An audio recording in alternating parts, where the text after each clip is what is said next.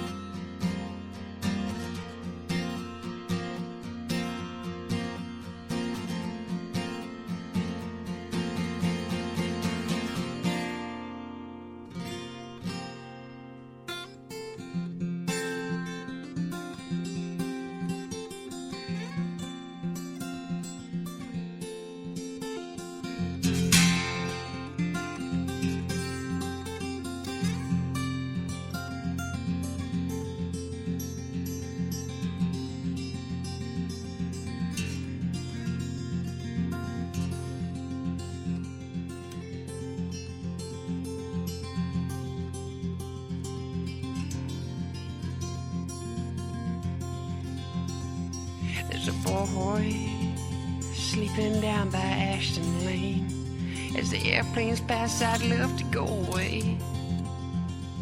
She walks under typical false ideas, telling the world she'll never be free. I I see how you can't be like me. He said, I get cold alone at night. You'd be richer and you'd be fonder. You'd be warmer and you'd be taller if you just stay out of your mind. Till he says, now why would I do that? It's all in your head.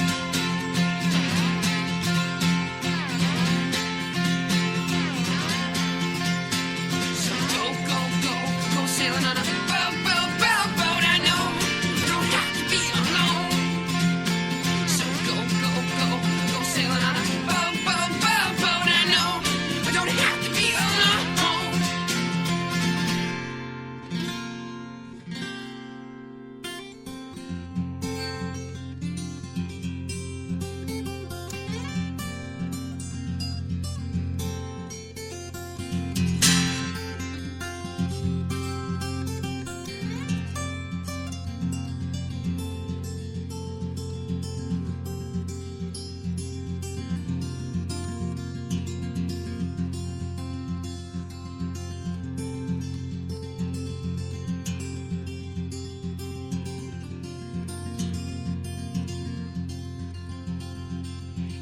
Slam shut at the side of the road.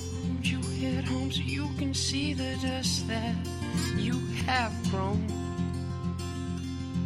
Time goes on as fast as the night. The days become a bus ride for your life. What beauty have you missed? Mammy ended up and asked me a question. And my reply I mentioned I'm not happy living like this. Till he says, now why would you do that? It's all in your head.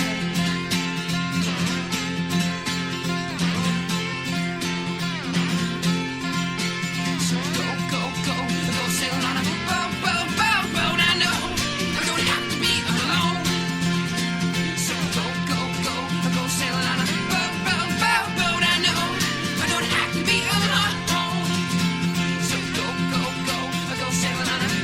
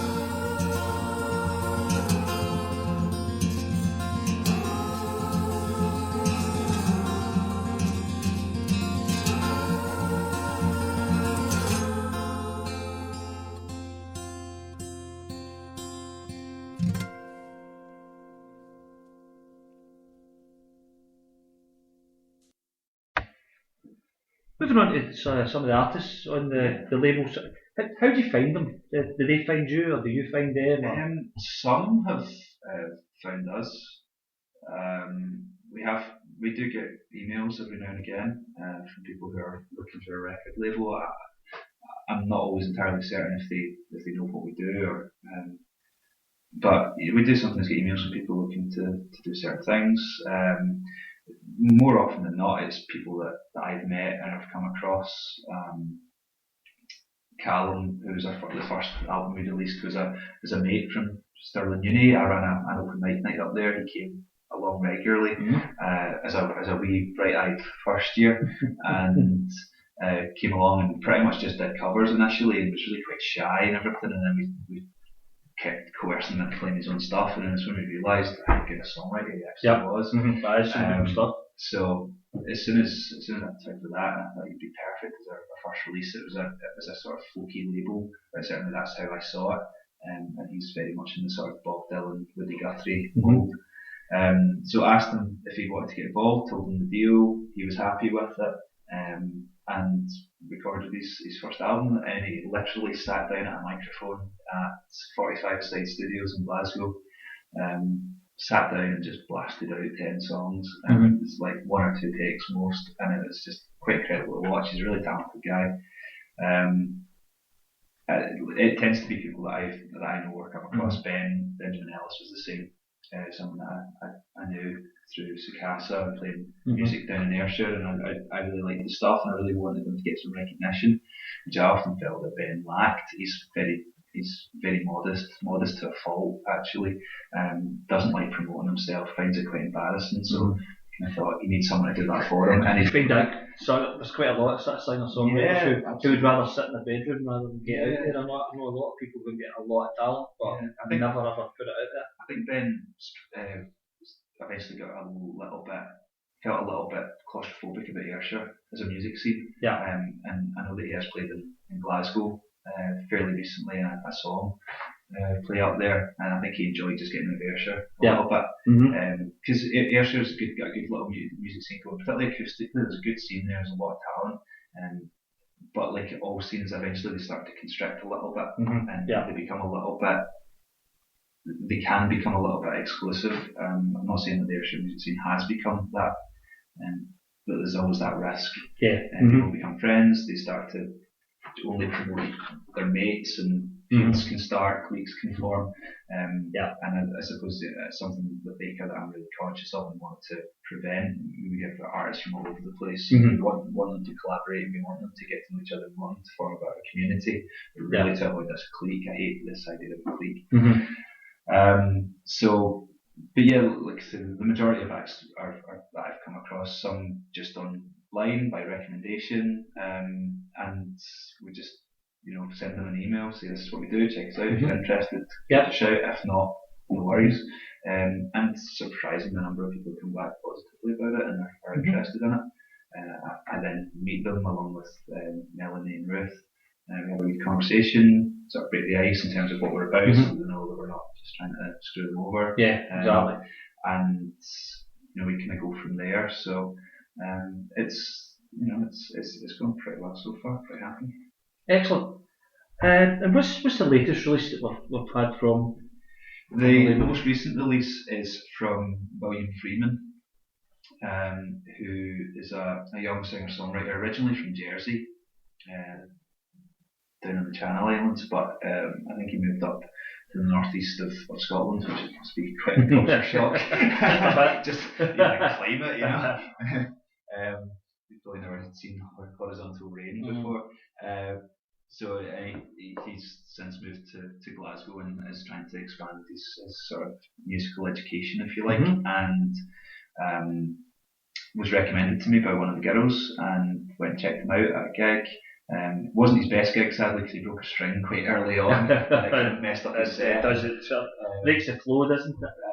But then I went and checked him out at another gig soon after, just to give him a chance, and I was really impressed by what he did. So he recorded his own single and B-side with his keyboard player, Colin Black, and Colin has done the mixing and everything, and production work on it, and between both of them they've done all the instrumentation on it, and I think it's produced a really good result. It's really kind of genuine, authentic recording. It's not overproduced. It's nice, and it certainly fits in with what we're trying to do at Acre in terms of being self-sufficient. And it's a really good single. It's got really good reviews so far. I really like it. I think fantastic. I think William's voice is the kind of voice that I like. It's pained, and you can sense a bit of angst in there, and the music is very ambient and quite tranquil, and then it bursts into crescendos and everything else. And I think for a young lad, I mean, to write songs like that at that age, I mean, I think I barely got past the G chord at his age, and to hear him produce that kind of music at such a young age is really refreshing and really, feel quite enthused by it actually. Yeah. So, Mhm. but like I say, it came out last week on Monday. Mhm. Monday my dates are almost over. Maybe the 21st, I think. Yeah, that'll be the 21st. Yeah. So and the reviews and the feedback we're getting from it's really good. So really happy with how it's working out. Where can you get the hold of the track? Is it? You can find the track via our website. We tend to focus everything from the website. It cuts out middlemen, and Exactly. it means that more of the money goes to the artist. So William's single, for example, is 150, and you can download that from the Acre website, which is acrerecords.com. You can go into either William's artist page, or you can go to the shop, and it'll be available on both of them. It's just a download. Okay. And it's also on Bandcamp as well. Brilliant. So it's Acre Records. Acre Records. So let's hear it. This is William there and Lend a Hand.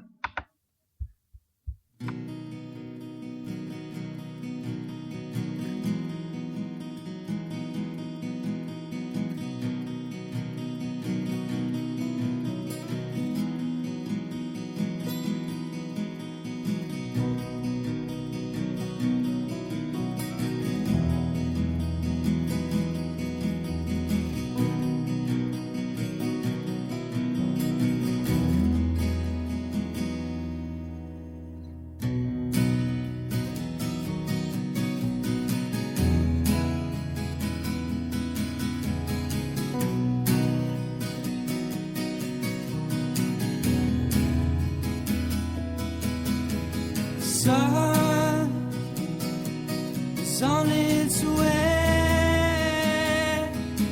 I swear.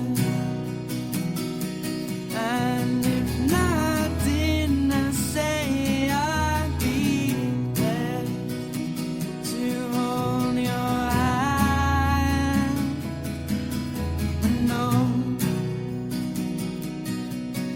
one else could understand.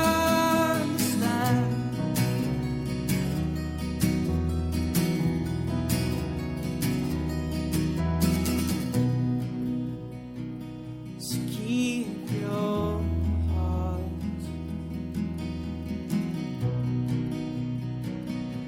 where I can see.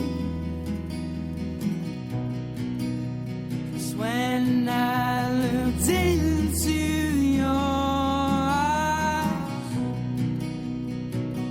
I thought you could be the one. The one.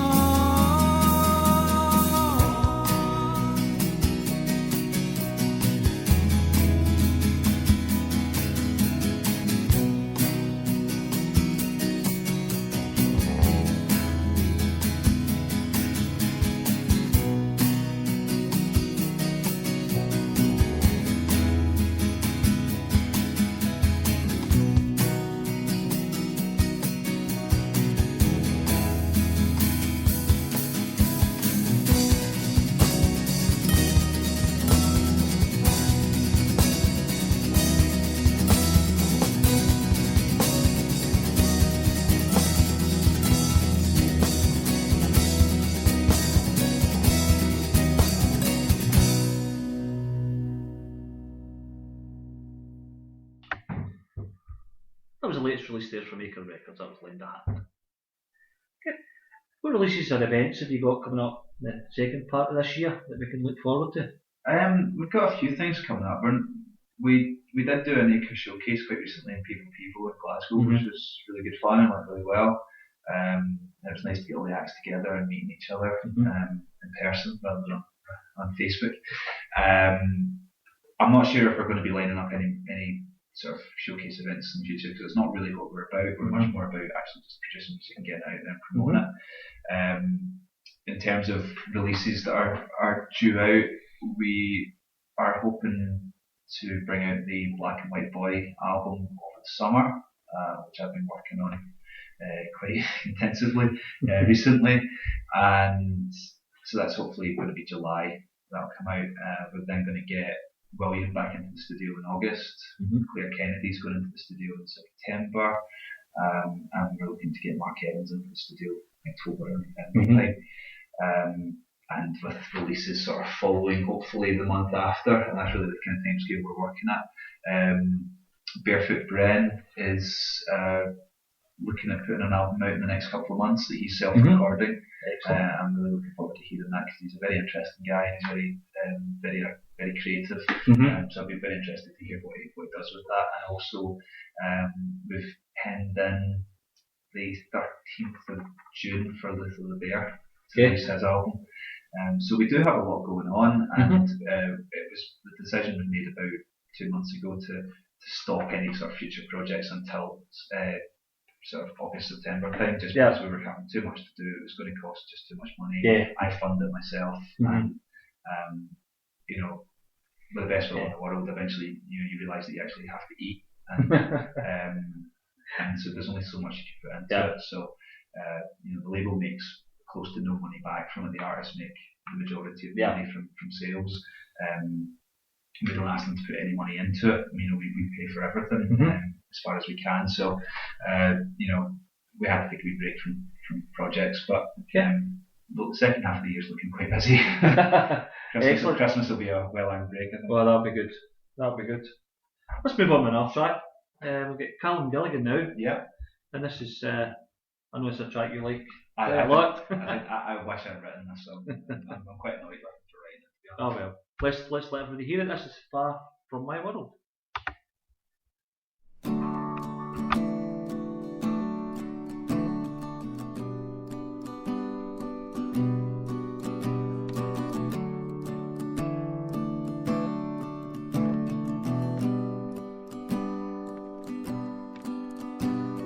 Don't I know you somehow? Girl, I need you now. Won't you show me how? You say so much, but you don't speak a word.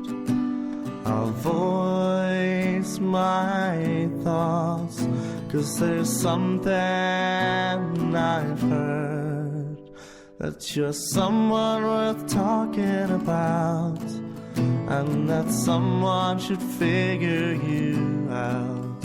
'Cause you're seeming so near, but you're still so far from my world.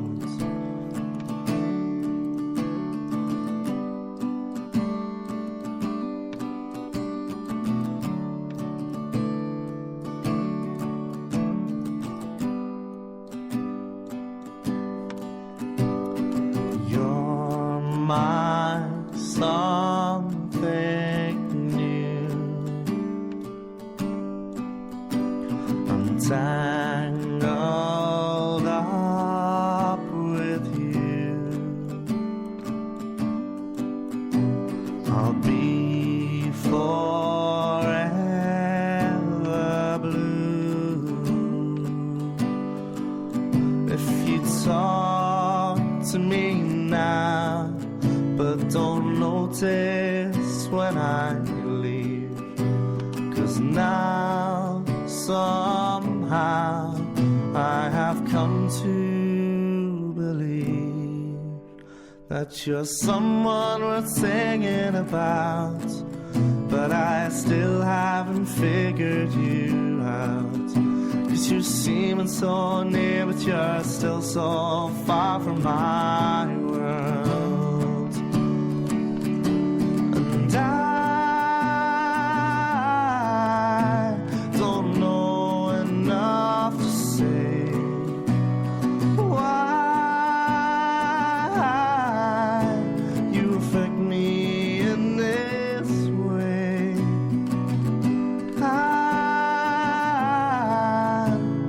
Hide it away from you today.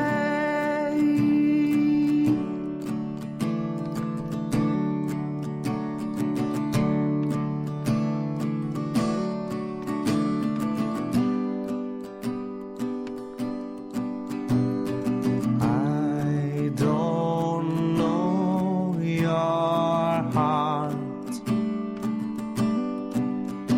so tell me from the start. Why are we still apart when we go so well? Or am I jumping ahead? I can't tell, but I've already said that you're someone worth singing about.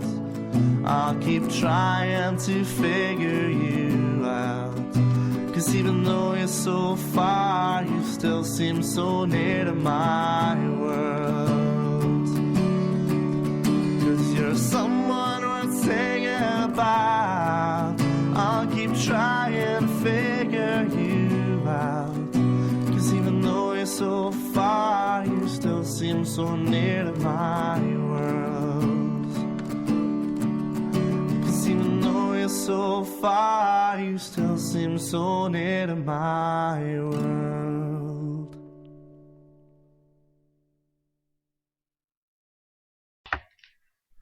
That's Callum Gilligan there. Far from my world.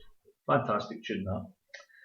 Moving on now to the black and white boy stuff. I love the EP and I play the tracks often from it. But is there any gigs coming up in the near future, or are you still too busy with other stuff? I've been sort of trying to balance the two between recording and gigging. And quite recently I was up in Stirling playing at the Acoustic Fest, which is an event that Mark Hogg puts on. I've seen that advertised quite a bit. Yeah, about 3 times a year he puts on an Acoustic Fest, and they're always really, really good fun. They have a nice sort of impromptu feel to them. And so I was headlining on the Saturday night, which was a new experience for me because pub gigs are not really my thing. And you have to play covers to get people on your side, and you can't play an hour worth of original material. People are very hard to disengage. So it kind of tested me a little bit. Certainly tested me when I cracked open the One Direction and the Carly Rae Jepsen tunes. Part of my soul died during that, but it kept people happy and they sang along. So it was good fun. Probably drank a little bit too much before I went on, but it's that kind of gig. Other gigs where I'm a bit more disciplined and I try and stay sober for. So I do have some things coming up. I was recently playing the Southsides Festival at the Acoustic Stage, which was really good. And coming up, the next gig I've got coming up is with one of my fellow Acre acts, Mark Evans. He and I are going down to the Basement Coffee House in Ayr on Thursday the 6th of June, and hopefully it will have been crowned the best small venue in Britain. Well, let's hope so. We all voted for that. Yeah, so I'm really hoping so. It's where I launched the EP. It's a venue I love. I love going in and just chatting to Erica who runs it, and chatting about music and the scene and everything, things to do to sort of. And they do an amazing amount of stuff. Yeah, they do so much, and it's not just about music. They do lots in terms of the arts, and it's really cool to see someone come along and do it in a very non-exclusive way. Yeah. So we're there on Thursday the 6th of June, so I'm looking forward to that gig. It's a venue I love playing, and it's obviously got nice memories for me from the EP launch. By the end of June, I'll have another couple of gigs to play, and then I think it's going to be taking a break until September. I'll be back through in Stirling for a couple of gigs in September, and we'll really just take it from there. The label's going to take over, and it's going to be really busy. Yeah. As you said earlier, with the sort of album launches and stuff that's coming on. It's going to be really busy. I mean, I'm going to have to launch the album probably in July or early August, and I'm thinking of doing that in Glasgow and Stirling and possibly Ayr as well, and sort of 3 launch nights, which is maybe a bit self-indulgent, but people don't often travel to come to music. No. And I've got friends in Glasgow, friends in Stirling, friends in Ayr, so it just sort of, put on, it means I can focus on much smaller venues and we do it that way. So there's a lot coming up, but I'm really hoping to take some time to write and be a bit more creative, because I've also spoken to Claire Kennedy, who's an Acre act, about playing guitar for her and maybe stretching myself as a guitarist a little bit. Being a singer-songwriter, there's that temptation just to play chords and just focus on that and not really stretch as a guitarist. So I'm hoping to sort of expand on that a little bit as well. Yeah. You touched on writing some more material. How do you go about it? Is it lyrics first, melody, personal experience? If the sun's shining, you write. If it's raining, you write. Anyone who listens to my music will know it's definitely not when the sun's shining. Uplifting, I am not, but it's very much a conscious decision to write that way. It's not that I'm morbidly depressed. I didn't have a particularly good year last year. The last couple of years have been pretty tough personally, between breakups and the fallout from that, and bereavement, and I think that when the album comes out, you'll see that very clearly reflected. I do write about what I'm going through, and the past couple of years have been tough, and there's the album, when it comes out, will be very angry, it'll be very bitter, and part of me kind of regrets that, because I don't really want to hurt the person that is maybe the inspiration behind a lot of it. And it worked for Adele. Well, it did, and if I make my millions out of it, then fair enough, and I'll share it with her. I won't actually, but but I don't actually want to hurt the person who's inspired a lot of the music, and I've now recently gotten to that place where I've got over my bereavement, and I've realised and reflected on my own shortcomings and the stuff that I really got wrong. But the album was written at a time where I was angry, bitter, having issues. I mean, I'm not, I'm a mental health nurse, and I'm very well aware of the fact that I was having difficulties. I was having anxiety attacks and things, and not eating, not sleeping, drinking far too much, and being really self-destructive, and really screwing up quite a lot of relationships, and just being genuinely bitter and angry about everything. And like you said, I don't want to hurt the person who's inspired a lot of music, but I also think the songs are good, and I also think that they deserve to go out there.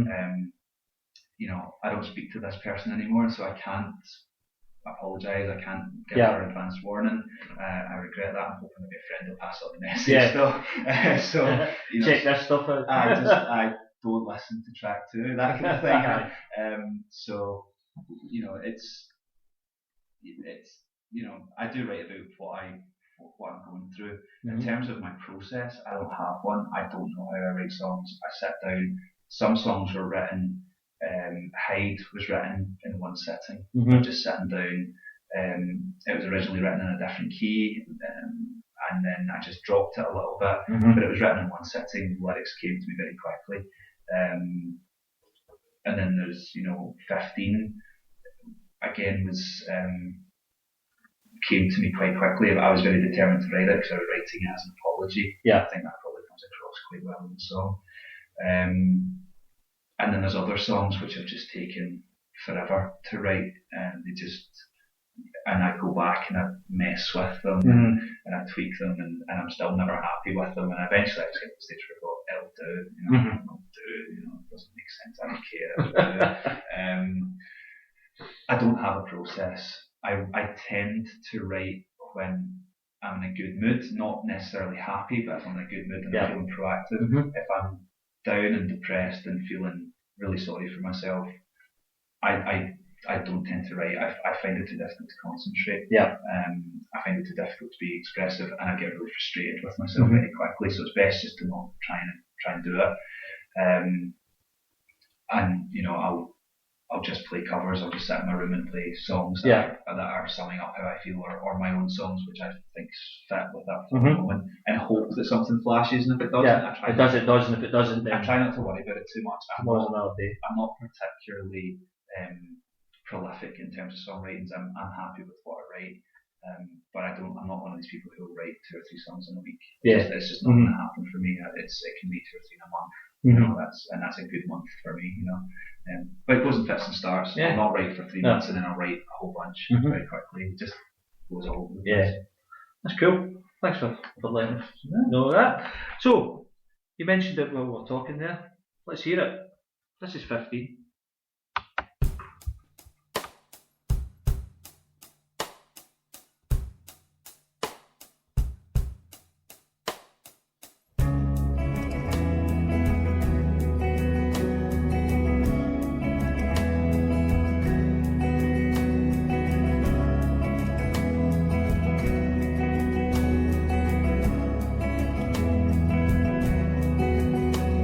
She cries all alone in the dark and stares out the window with her broken heart. We're nearly touching, but we're light years apart, alone in the room. The candles are burning less bright as she sits and just stares through the night, alone, and I'm drunk on velvet wine in the gathering gloom.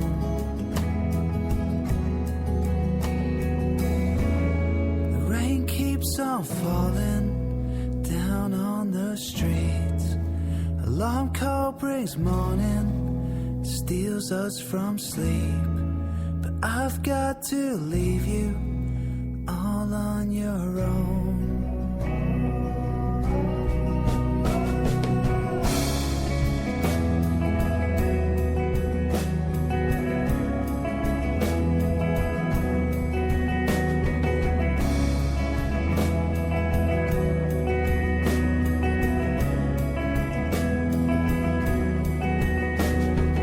People from down on the street are crying and howling like wounded beasts.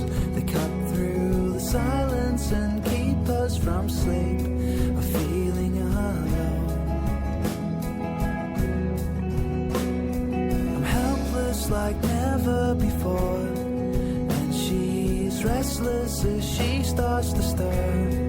But I know that it's better to leave her on her own. The rain keeps on falling down on the street. Alarm call brings morning, steals us from sleep. But I've got to leave you all on your own.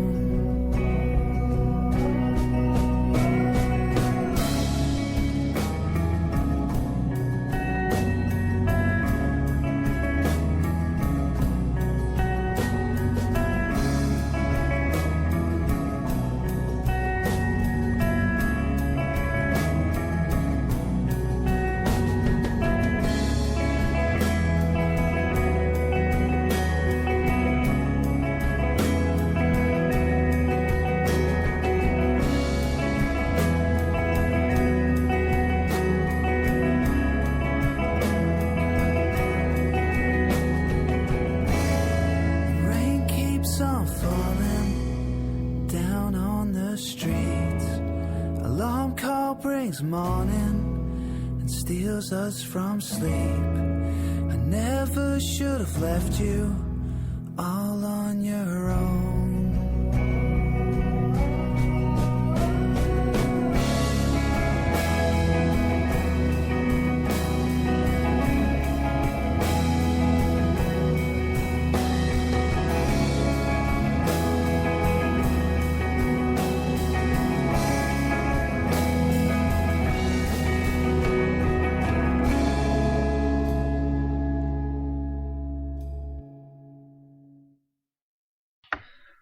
That was Black and White Boy there with 15. Last couple of questions. We're going to move on to you now, rather than the label or the band or the. Who would you say is your musical hero or the person who inspired you the most to write your music? When I grew up, I was a sort of typical 90s kid, and I listened to a lot of Oasis. That moved on to the Stone Roses, and then I took a total tangent and started listening to a lot of Crowded House, who are still my favourite band. Neil Finn is still my favourite songwriter. And I think I try and focus music towards melody. I'm not a gifted musician. I'm not a gifted lyricist. I'm not a poet, but I like to think that the melodies in my songs are quite strong, and I think that certainly listening to Neil Finn and Crowded House has inspired that. Since then, I've moved on to listening to a lot of Ryan Adams, and taking a lot of inspiration from his vocal style. And there been a bit more of hopefully an Americana tinge to the songs, certainly in the forthcoming album. So in terms of my musical influences or people within music who influenced me and have inspired me, it would be Neil Finn, Noel Gallagher, and Ryan Adams. Personally, I've touched on it already, and my grandmother passing away a couple of years ago inspired a lot of creativity from there, and a lot of that sort of angst and bitterness that being really quite annoyed with the world and with everyone in my life is what had came from that.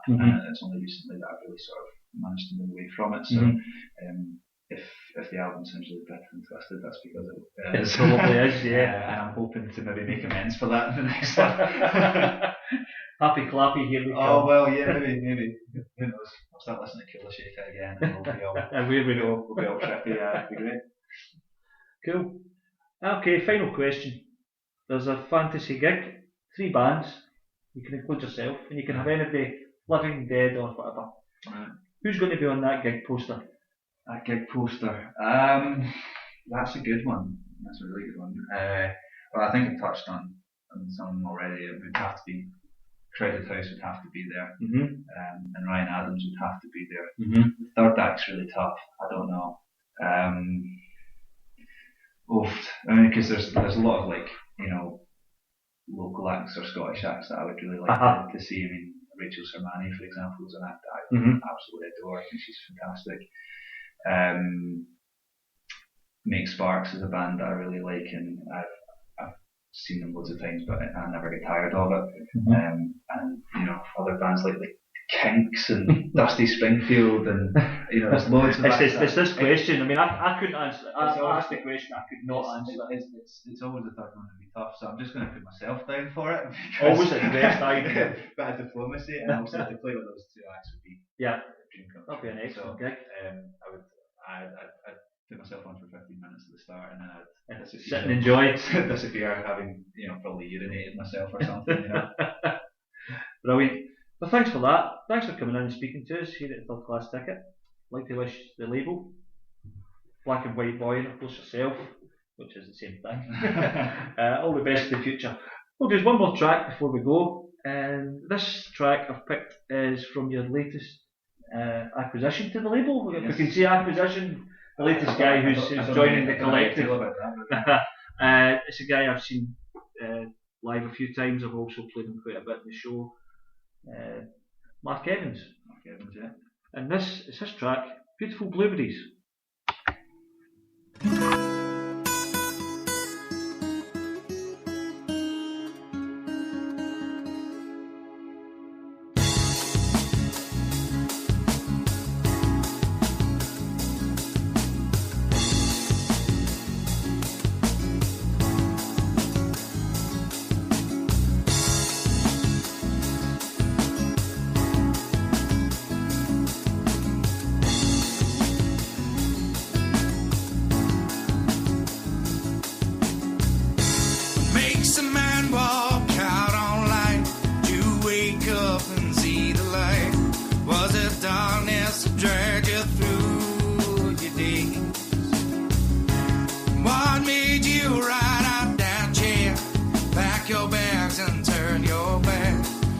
close that door on your family.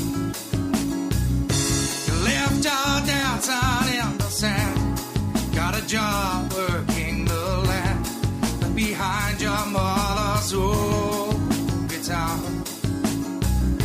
You worked your fingers to the bone, display conviction seldom show. In a town by you I used to view. Know that you are haunted, you chase those ghosts away. Knows that you touch so deep, God, I make you stay. The roads that you travel lead to what you yearn. The cold nights grew colder still, was there lessons learned?